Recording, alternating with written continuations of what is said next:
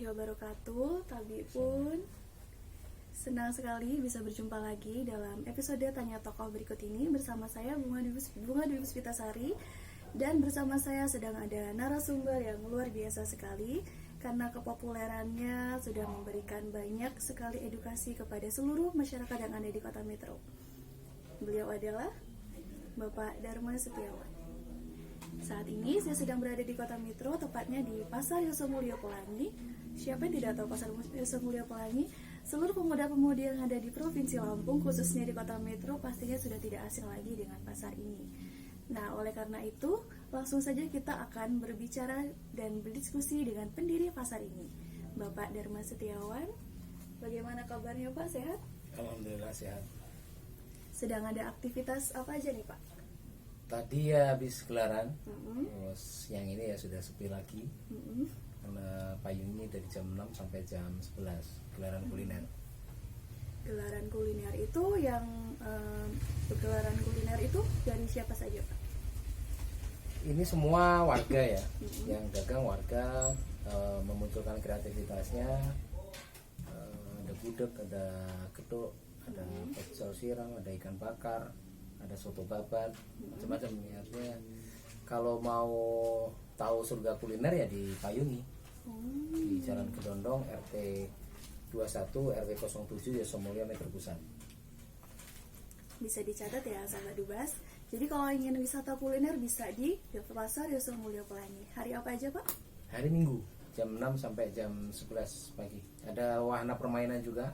Ada flying fox, ada panahan, ada kampung kelinci, ada menggambar, ada mancing ikan, ada perpustakaan, ada kampung bahasa Payungi, ada sekolah desa, sekolah media, ada pesantren wirausaha, terus ya kreativitas yang lain lah, ada kampung dongeng. Berarti terbuka untuk umum, dan kalau ada yang ingin mendaftar gitu Pak, bagaimana caranya? Nanti bisa hubungi di Instagramnya Payungi, @payungi_ atau Payungi @payungi_university. Bisa juga di kampung bahasa Payungi. Tapi kalau di website kami ada payungi.org, payungi.org. Payungi.org. Nah, untuk berdirinya sendiri kira-kira pada tanggal berapa sih Pak? Tahun berapa? 28 Oktober 2018. Nah, itu alasan cikal bakal berdirinya Payung itu dari ide dan gagasan seperti apa sih Pak? Ya awalnya dari beberapa orang. Saya dan Pak Soban itu setiap sore ya, habis sholat lah, habis isya, habis subuh kami berdiskusi ya. Kami membuat kampung warna-warni. Selama 6 bulan kami kerjakan dari medium Mei, Juni, Juli, Agustus, September, Oktober awal lah. Oktober akhir tanggal 28 itu kami meluncing Payungi. Dari mulai kampung warna-warni, lalu kemudian berkembang menjadi festival permainan tradisional, lalu kemudian menjadi Pasar Yosomulyo Pelangi. Tadinya hanya Yosomulyo Pelangi, tapi karena Pasar Yosomulyo Pelangi terlalu panjang, tepatnya di Kelurahan Yosomulyo, kemudian kami membuat namanya Payungi, Pasar Yosomulyo Pelangi. Ada tantangan tersendiri nggak sih Pak ketika membangun ide seperti ini? Banyak sekali. Yang jelas bagaimana kita sabar untuk memahamkan banyak warga bahwa kita yakin pasar ini memang bisa tumbuh dengan baik. Pasar ini menjadi satu ruang kreatif baru di kota ini. Dan alhamdulillah dari mulai dulu pertama awal gelaran mendapatkan omset 16.800.000, sekarang sudah 123 kali gelaran. Payungi di level 10 kali gelaran itu sudah omsetnya 39-40 lah, 40. Sekarang stabil di angka 40 sampai 50 juta. Kalau selama 2 tahun 4 bulan ini total uang masuk ke RT kami ini, kalau di total ya dari pergelaran ditambah-tambah terus itu sudah 4 miliar. 4 miliar uang masuk ke RT itu. Luar biasa sekali. Bertepatan dengan Hari Sumpah Pemuda ya Pak, 28 Oktober. Iya benar. Berarti ada bantuan juga dari para generasi muda, pemuda-pemudi di Sangat. sini? Anak-anak muda, tim-tim kreatif muda, kebetulan juga banyak mahasiswa saya yang akhirnya membantu di sini, tinggal di sini, kemudian memberikan kontribusi besar dalam mengembangkan ekosistem baru, misal kampung bahasa, misal sekolah desa, sekolah perempuan, dan kami ada pusat studi perempuan dan lingkungan hidup, ada pusat studi desa. Nah, mereka kemudian memberikan kontribusi besar dalam input pengetahuan, kemudian mereka memberikan banyak hal terkait dengan gagasan-gagasan apa lagi yang mau dikerjakan di tempat ini. Alhamdulillah sudah ada hal-hal bagus yang bisa dikerjakan. Bergotong royong gitu ya Pak ya? Bergotong royong. Berarti sesuai dengan Hari Sumpah Pemuda tersebut, pemuda-pemudi yang ada di Kota Mitra berarti tidak hanya berpangku tangan, tidak hanya mengandalkan ilmu di bangku perkuliahan, tetapi ikut terjun juga ke masyarakat seperti itu Pak? Iya, iya. Anak-anak muda memang mestinya mulai kolektif, bergerak bareng-bareng untuk mengubah kenyataan di sekitar hidup mereka. Dipromosikan melalui media sosial jelas ya, fanpage, Instagram, Facebook, YouTube, pemberitaan media itu penting sekali, dan orang-orang kan akan melihat payungi karena terus dipromosikan melalui media. Saya rasa ini menjadi cambukan yang cukup keras untuk pemuda-pemudi yang hanya mengandalkan ilmu di bangku kuliah tapi tidak mau turun ke masyarakat. Nah, menurut Bapak bagaimana pendapat Bapak, kemudian adakah saran untuk mereka yang masih memikirkan hal-hal yang seperti itu? Ke depan memang pendidikan tuh harus bersenyawa ya dengan masyarakat. Jadi orang dididik di ruang kelas itu kalau tidak mau bersama masyarakat, bergotong royong dengan masyarakat, pada akhirnya dia tidak menghasilkan apa-apa. Atau malah memang perguruan tinggi mulai saja hanya memproduksi karyawan gitu. Semestinya mulai juga perguruan tinggi menciptakan pemimpin-pemimpin masa depan.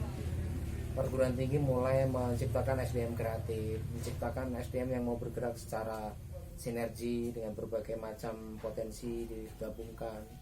Ada yang jago media, ada yang jago pemberdayaan, misalnya ada yang jago melukis, ada yang jago bahasa. Nah, itu kan sebenarnya titik temu ya anak-anak muda dengan berbagai potensinya bersama-sama untuk bergotong royong mengubah ruang kreatif misalnya. Ruang kreatif. Tapi jujur ya Pak, dari banyak orang yang saya temui, khususnya pemuda-pemudi, mereka tuh mungkin hanya berpikir ketika lulus kuliah, yang sebagian besar mahasiswa yang di perguruan tinggi, mereka ingin mendapatkan nilai yang bagus, IPK yang bagus, sehingga untuk terjun ke masyarakat mereka berpikir itu adalah hal yang membuang-buang waktu menurut mereka, karena ya mereka hanya mengejar IPK untuk bisa melanjutkan ke perguruan tinggi yang lebih bagus, mungkin kemudian untuk mendapatkan masa depan yang lebih bagus. Saya rasa anggapan seperti ini jangan terlalu Pak, tidak bisa terlalu diinisiasikan kan sebenarnya. Sebenarnya tidak salah, nilai bagus itu juga penting. Kalau seorang penggerak atau aktivis kemudian nilainya jelek juga itu bermasalah. Kalau bisa ya bisa membagi waktu lah, bagaimana nilai di dalam kelas bagus, di luar kelas bagus. Kalau nilai di luar kelas kan nggak bisa dinilai karena itu adalah capaian nyata, capaian kenyataan. Capaian angka kan tidak mewakili capaian kenyataan. Tapi kalau keduanya bisa sama-sama bagus, saya kira itu juga ada poin penting, poin lebih dari setiap anak muda yang mau secara akademis bagus, secara fakta di lapangan, secara kreativitasnya bagus. Baik Pak, hari ini tanggal 21 Februari bertepatan dengan Hari Bahasa Ibu Internasional. Bagaimana menurut Bapak mengenai bahasa ibu itu sendiri? Bahasa ibu ini yang kaitannya dengan bahasa daerah ya. Saya kira penting kita untuk melestarikan bahasa daerah. Kalau di Lampung ya bahasa Lampung. Ya meskipun berbagai suku punya bahasa masing-masing, tapi bahasa ibu itu mengingatkan kita pada lokalitas, bahwa apa yang diajarkan oleh leluhur kita itu mestinya menjadi cara pandang kita terhadap kebudayaan lokal. Karena kalau bahasa punah kan yang lain juga ikut punah. Karena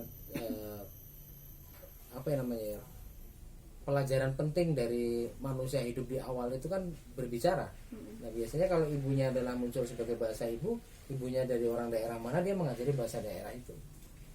Tapi sekarang mulai sih terbentuk bahasa nasional, misal kayak bahasa Indonesia lebih diajarkan, bahasa daerah punah. Nah, ini berbahaya, harusnya imbang lah antara mengajarkan bahasa daerah dengan bahasa nasional.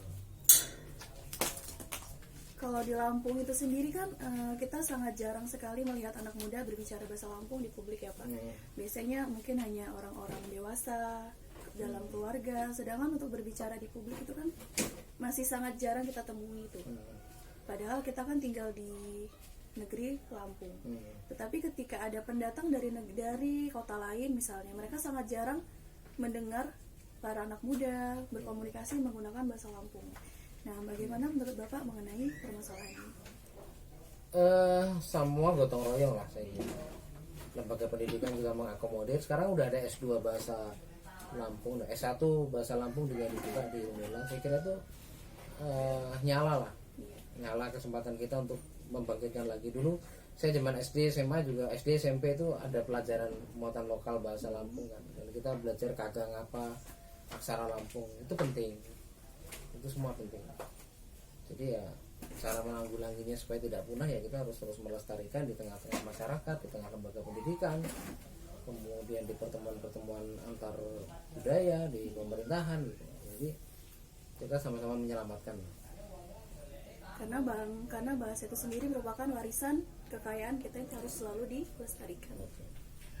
Kemudian saya merasa sangat khawatir mengenai perkembangan bahasa Lampung itu sendiri, karena ada beberapa anak muda yang merasa nggak keren kalau berbicara bahasa daerah. Mereka lebih suka berbicara bahasa Inggris, bahasa Korea dan lain sebagainya. Sedangkan untuk melestarikan bahasa daerah tuh mereka merasa nggak keren gitu. Menurut Bapak bagaimana supaya anak muda tuh tetap mencintai dan melestarikan bahasa daerahnya, jadi nggak ngerasa malu ketika harus berbicara bahasa daerah di publik? Ya harus ditrenkan lagi, harus menjadi kebudayaan baru, harus jadi lifestyle.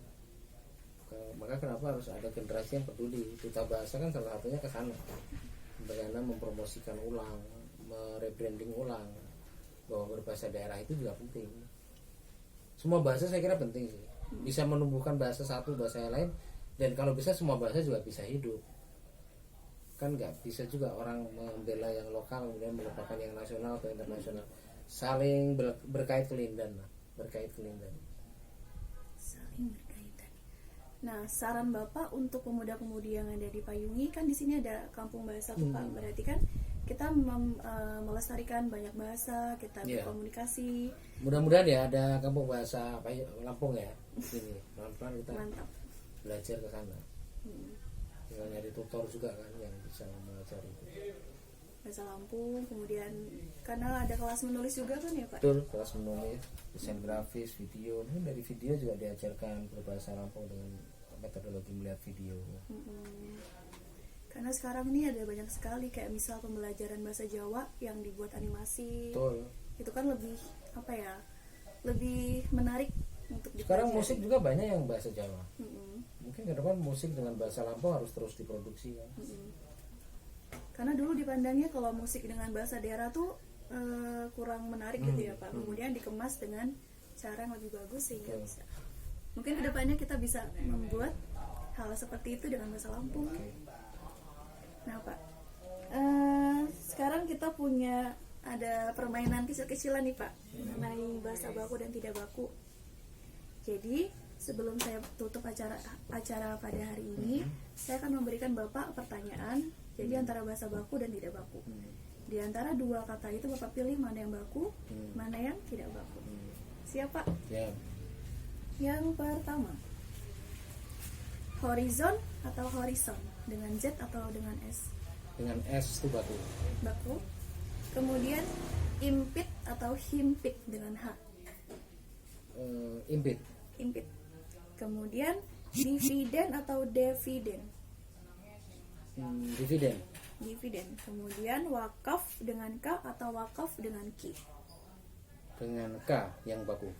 Oke, terakhir asas dengan S atau azas dengan Z? Dengan S kayaknya. Wow, banyak yang Bapak jawab benar sepertinya. Oke, ayo kita beri tepuk tangan secara virtual. Nah Pak, baiklah Sobat Dubas, demikianlah acara episode Tanya Tokoh bersama Bapak Dharma Setiawan, pendiri Pasar Yosemulyo Pelangi. dan tentunya sudah menjadi seseorang yang menginspirasi banyak pemuda-pemudi yang ada di Provinsi Lampung, khususnya yang ada di Metro. Untuk teman-teman yang ingin berkunjung, boleh datang ke sini. Di mana Pak alamatnya? Di Jalan Kedondong, RT 21 RW 07 Yosomulyo, Metro Pisang. Ya, Instagramnya juga bisa diikuti. @payungi_ Ya. sama @payungi University. Jangan lupa diikuti, Di follow. di follow. Dan kalau ingin bermain ke sini, kalian bisa ke sini, karena di sini kalian bisa membeli banyak kuliner, kemudian berdiskusi dengan pemuda-pemudi yang ada di sini.